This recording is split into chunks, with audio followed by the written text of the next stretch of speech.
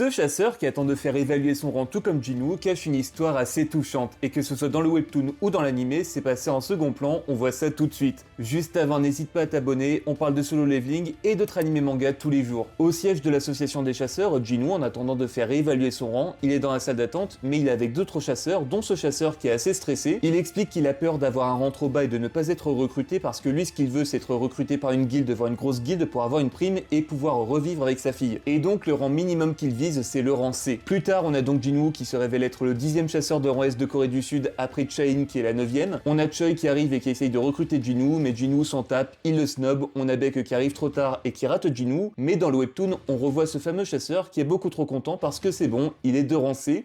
Donc il va pouvoir être recruté par une guilde, avoir une prime et pouvoir revivre avec sa fille. Et d'ailleurs ce chasseur on le voit bien dans l'animé en fond, juste on n'a pas sa petite histoire qui est beaucoup trop touchante je trouve. Ça a l'air de rien mais cette petite histoire ça montre bien l'importance du rang pour les chasseurs dans Solo Leveling. Jinwoo l'explique très bien, un rang définit la puissance, les revenus, la renommée, un rang ça peut changer une vie. Et ce chasseur pour le coup avec son rang C sa vie va changer, il va avoir plus d'argent, il va pouvoir rembourser ses dettes et pouvoir revivre avec sa fille.